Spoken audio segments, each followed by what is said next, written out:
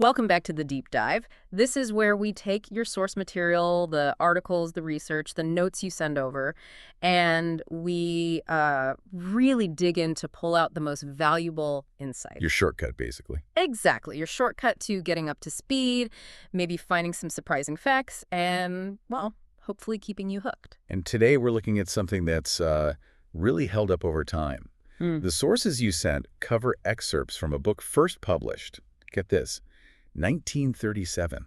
1937. Wow, you hear that and you think, okay, ancient history, maybe. It might, yeah. But the preface in the source material says, this book, How to Win Friends and Influence People, was this, unexpected overnight hit. It's a sensation, yeah. And it stayed relevant for nearly 50 years after that, according to the notes. Still making waves today, it seems. It really is. And its core idea from Dale Carnegie back then is actually pretty simple, but quite deep. It's like, sure, knowledge is key, but your success, even just your day-to-day happiness, really depends a lot on how well you can genuinely connect with people. Handle interactions, maybe influence things effectively. Oh. The book was basically designed to fill that gap, teach those skills for his courses way back when. Got it. So our mission today for this deep dive is to unpack the main principles from these sources.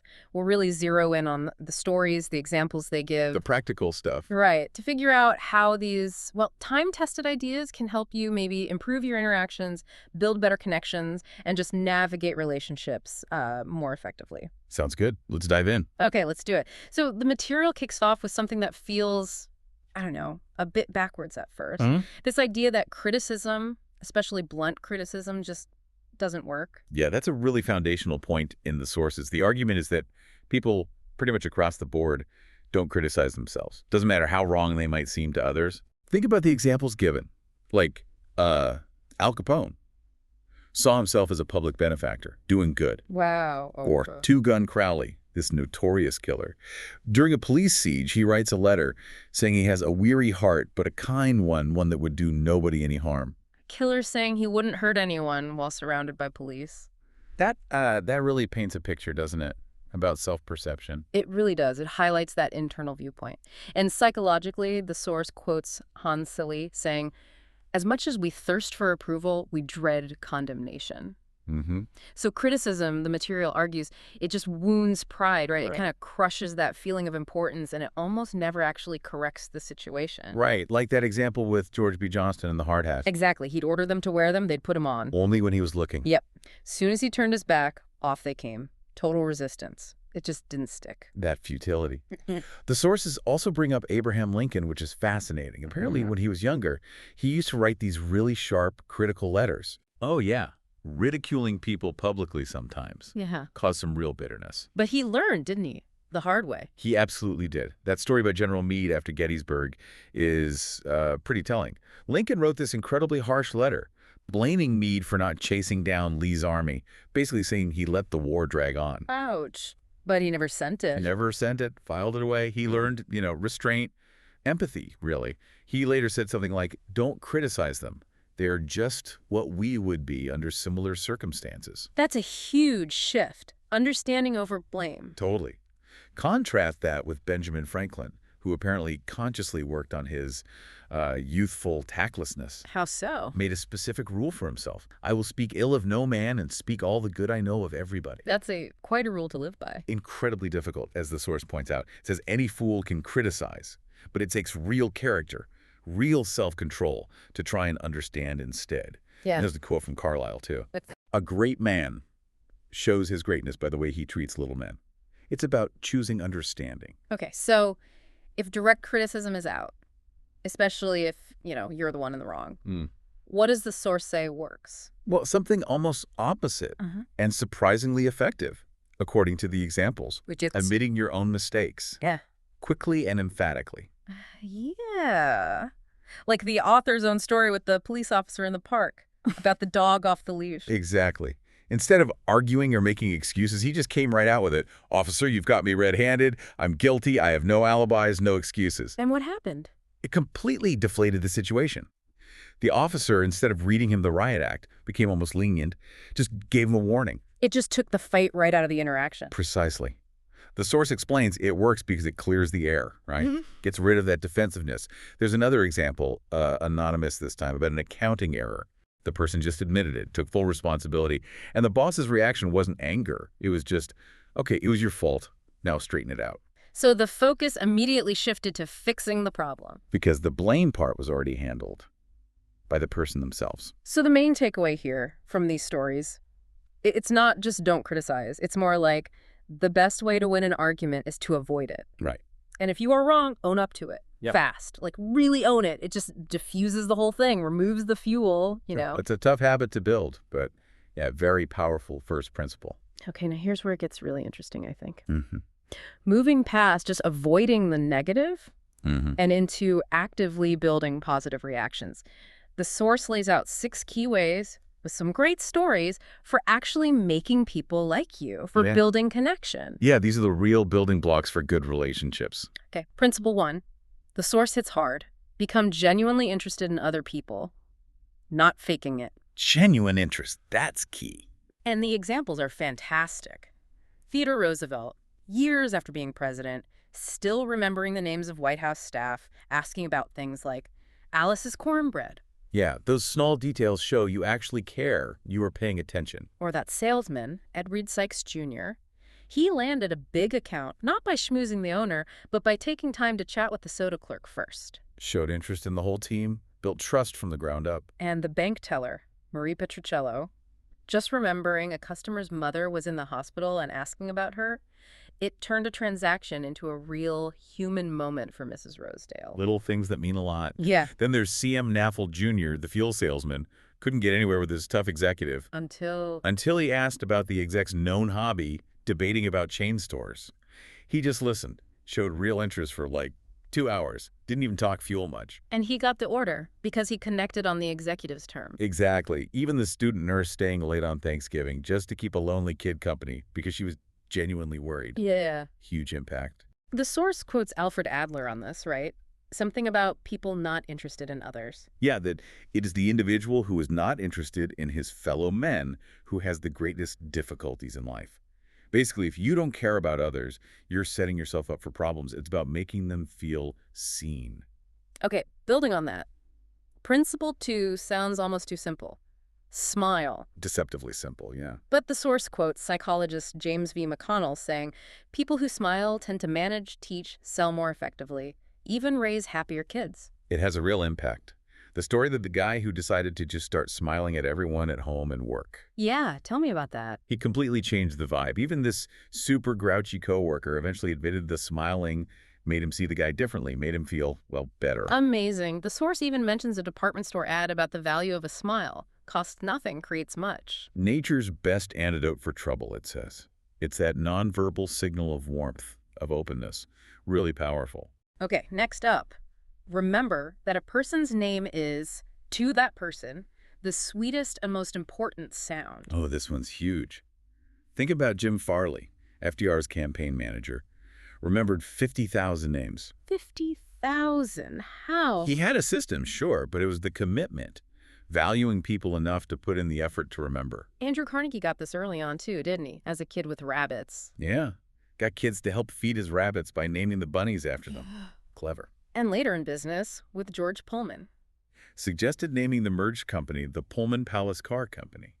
Made Pullman feel important, sealed the deal. Using the name matters. It's a subtle nod of respect. FDR remembering mechanics' names, Napoleon asking people to repeat theirs, Ken Nottingham winning over the grumpy cafeteria worker just by learning her name. Yeah, because forgetting a name or getting it wrong feels like a slight, doesn't it? Remembering shows you're paying attention. Definitely. Okay, principle 4. Be a good listener. Encourage others to talk about themselves. Crucial. The author tells that funny story about the botanist at the dinner party. Oh yeah, where he just listened intently for hours. Asked questions about plants, barely said a word himself. And the botanist later told the host what an interesting conversationalist the author was. Hilarious. But it shows the power of just giving someone your full attention. Like Charles W. Eliot at Harvard, his listening was described as active, engaged. And Sigmund Freud, too. His listening style was apparently intense, appreciative, even if the person talking wasn't great at it. The opposite of that Chicago store clerk who wouldn't listen to the complaint about the coat. Right. Lost a loyal customer because she just pointed at a sign instead of hearing the person out.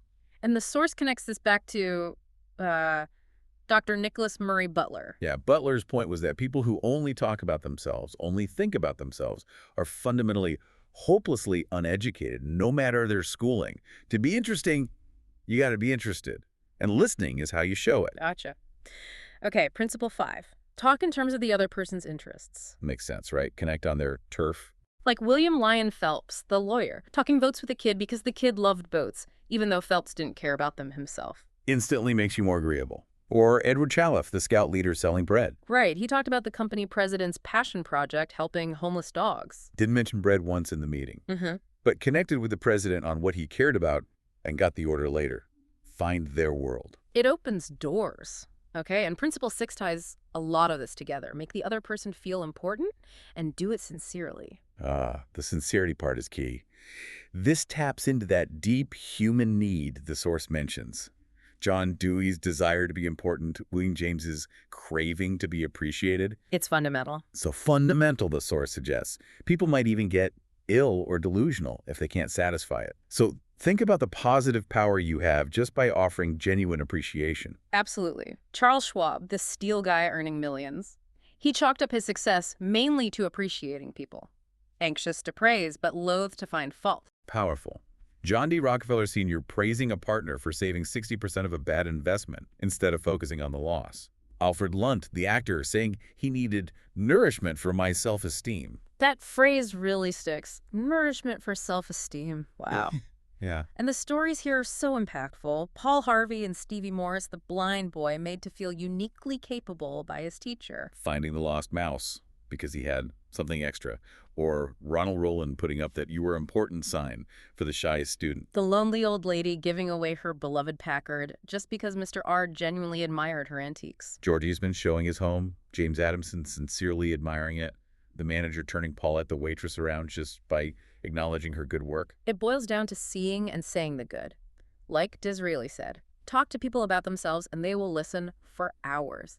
These 6 principles aren't just tricks, are they? No, they're fundamental ways to interact, based on real interest and appreciation, the foundation for everything else. Okay, so if that's the foundation, how do you use it when you actually need to?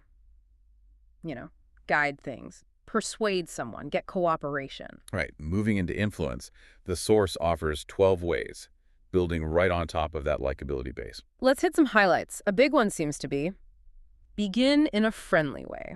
The drop of honey principle makes perfect sense. Friendliness works better than aggression. The Rockefeller Jr. story with the striking miners is amazing. He didn't go in confrontational. No, he addressed them as friends, praised their peacefulness, showed concern, totally disarmed the hostility. Started with warmth, and Dean Woodcock with that angry photographer. Same thing.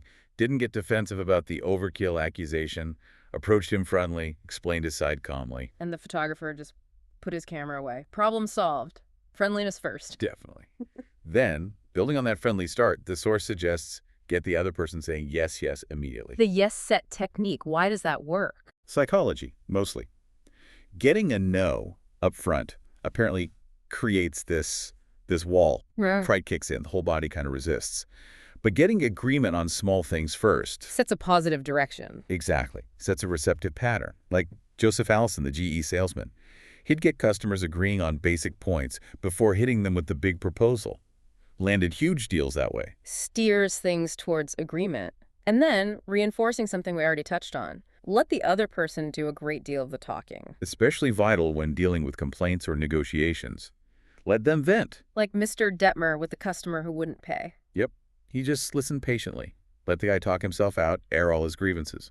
Once he'd done that, he became way more reasonable and they could find a solution. It's that Freud-style listening again, isn't it? Just giving focused attention, letting them feel heard. Absolutely. Now, related but distinct. Let the other person feel that the idea is his or hers. The ownership principle. People like their own ideas best. We all do, right? We act more enthusiastically on something we feel we came up with, or at least contributed to. Adolf Seltz, the sales manager, didn't just give his discouraged team new targets. He asked them what they expected from him, then asked what he could expect from them. So they set their own goals, which were probably higher. Exactly. They owned it. Same with Eugene Wesson selling sketches. Only succeeded when he let the stylist make suggestions, making her part of it. Or the X-ray guy letting the doctor feel he designed the department layout. And Colonel House, with President Wilson, planting ideas gently, letting Wilson run with them, even take the credit. The goal was the outcome, not the ego boost. That takes some humility. Okay, this links to the next couple of principles, right? Trying to see their point of view. Yes, Principle 8, try honestly to see things from the other person's point of view. And Principle 9, be sympathetic with the other person's ideas and desires. And the source gives that magic phrase. Right. I don't blame you one iota for feeling as you do. If I were you, I would undoubtedly feel just as you do. And you can say that sincerely. Usually, yeah. Because given their background, their experiences, their perspective, you probably would feel similarly. It shows empathy. The author used this himself with that angry letter writer about the broadcast mistake. Yep. Called her, expressed sympathy, said he understood completely why she was upset, turned a critic into a fan. Lincoln did this too, apparently. Yeah. Held on to angry letters, then replied politely. And Saul Hurok getting the singer Chaliapin to perform by sympathizing with his supposed illness. Sympathy is powerful. Okay. Okay, next. Appeal to the nobler motives. What does that mean exactly? It means tapping into people's desire to see themselves as fair, honest, good people. Even the source notes, someone like Jesse James, liked to see himself as Robin Hood-esque, not just a bandit. So you appeal to their better self. Kind of, like that story about the disputed car repair bills. The manager didn't argue. He appealed to the customer's sense of fairness, asked them to decide what was right. And what happened? Most paid more than the company originally asked. Because he trusted their integrity. They lived up to it. Kept them as customers, too. Wow, okay, sometimes facts aren't enough, you need drama. Principle 11. Dramatize your ideas. Showmanship. Make it vivid, memorable. The Philadelphia Evening Bulletin countering rumors of too much advertising. They published a whole day's news content as a huge book. Yep, one day, 307 pages. A dramatic visual proof of their value. Or Joe Fant getting his kids to clean up by making it a train game. Turning a chore into play. And the cold cream salesman dumping all those competitor jars on the desk, tagged with research findings. Unforgettable image. Makes the point stick. Exactly. And finally, when maybe nothing else is working, throw down a challenge. Appeal to that competitive spirit. The desire to excel, the love of the game itself. Charles Schwab at the underperforming mill. He just wrote the day shift's output number on the floor in chalk. Yep. Didn't say much. The night shift saw it, got competitive, beat the number. The next shift beat that number. Production soars just from that simple challenge. Harvey Firestone believed in that too. The game itself motivates good people. Oh, Frederick Nolde challenging a student with the hardest committee job. Dale Ferrier getting his son to pick pears by turning it into a paying competition. It taps into a powerful drive. So lots of ways to influence positively, focusing on understanding, respect, and, well, human nature. Pretty much. But what about when someone genuinely needs to change, improve? We know harsh criticism backfires. How do you give that feedback without causing resentment? Right. The source has principles for that, too. Leading change constructively. A key one is call attention to people's mistakes indirectly. Indirectly. Crucially, avoid using the word but after praise. That little word makes a big difference. Huge. The Johnny's grades example. Instead of, you did great in English, but your algebra needs work. Change it to and. Yeah, you did great in English, and if you keep up that effort, your algebra can improve too. It becomes encouragement, not a criticism sandwich. Subtle but smart. Like Marge Jacob getting the construction crew to clean up. She didn't order them. She just mentioned to the foreman how nice it looked when they cleaned up, appealing to their pride indirectly. Or Sergeant Kaiser getting recruits to cut their hair by saying he was getting his cut. Suggestion, not demand. And again, echoing an earlier point, talk about your own mistakes before criticizing the other person. Makes a world of difference. Takes the sting out. Makes them way more receptive. Clarence Sirhuson, talking to his son about his own past, struggles with smoking. Instead of just laying down the law. Made the advice land better. Definitely. Another suggestion, ask questions instead of giving direct orders. Like Owen D. Young, the executive, he never ordered. Reportedly, no. Always frame things as suggestions. You might consider this, or do you think that would work? Respects their intelligence, gives them agency, they're more likely to buy in. Exactly. And this next one is just vital. Let the other person save face. Protect their dignity, especially when things go wrong. Critically important. Mhm. Think of Steinmetz at GE. Brilliant guy, but struggling as a department head. They didn't just fire him. No, they created a new prestigious title for him, consulting engineer. Let him step away from the management role gracefully, kept his expertise, and crucially, preserved his dignity. That's smart management. Like the accounting firm letting seasonal staff go with kind words, not just a dismissal. Or contrasting the boss who berates publicly versus the one who shows faith even after a mistake. The impact on morale, on future willingness to try, is massive. Protect their self-respect. Okay, for encouraging actual growth.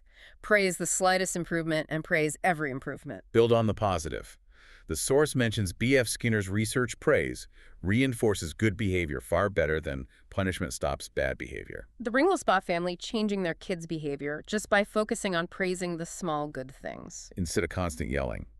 Or Keith Roper turning around a struggling printer's attitude with specific, sincere praise for one good piece of work. It motivates. And this one's really powerful. Give the other person a fine reputation to live up to. This can be genuinely transformative. Georgette LeBlanc and Marie the dishwasher. Tell me that story again.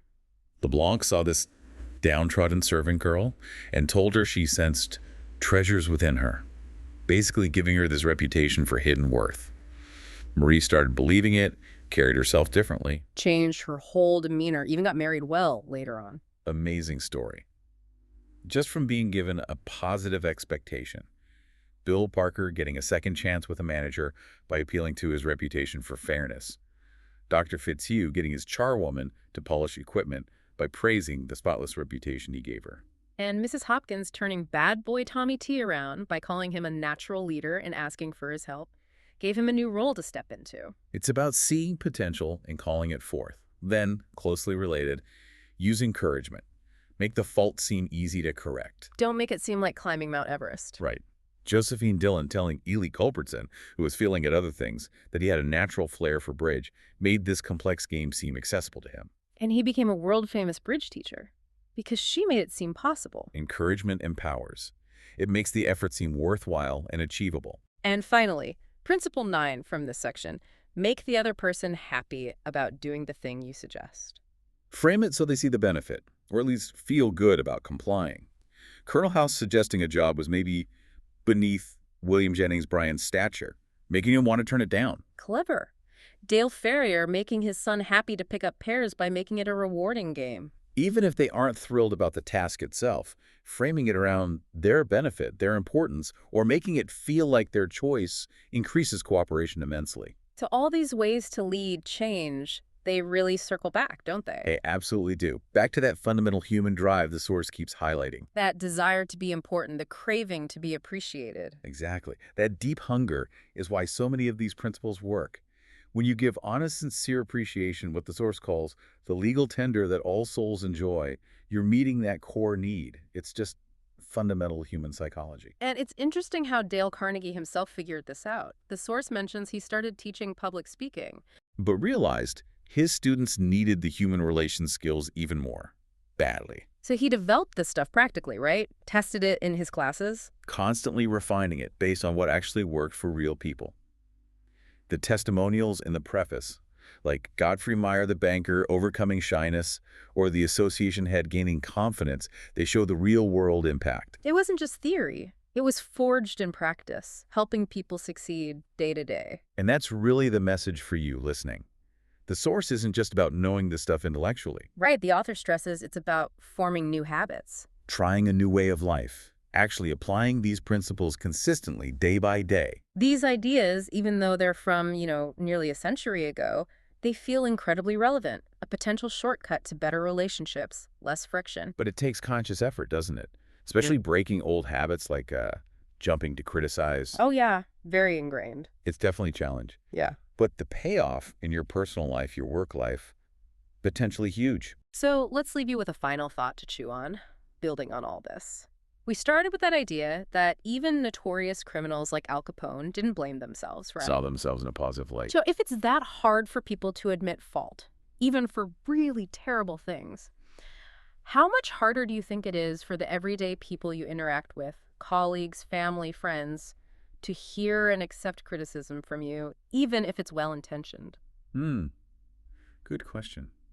Given that natural human resistance, that defensiveness, how can you use the other principles we talked about? Sincere appreciation, seeing their viewpoint, asking questions, giving a reputation to live up to. How can you use those to connect and influence more effectively? To maybe get around that defensive wall altogether? Maybe just pick one thing. What's one principle from today that really resonated with you? Yeah, just one. What single small change based on that idea could you try out today? Or maybe this week? It's those small, consistent steps that build the new habits. Because knowing isn't enough, right? It's about the doing. That's all for this deep dive. Thanks so much for joining us. Until next time.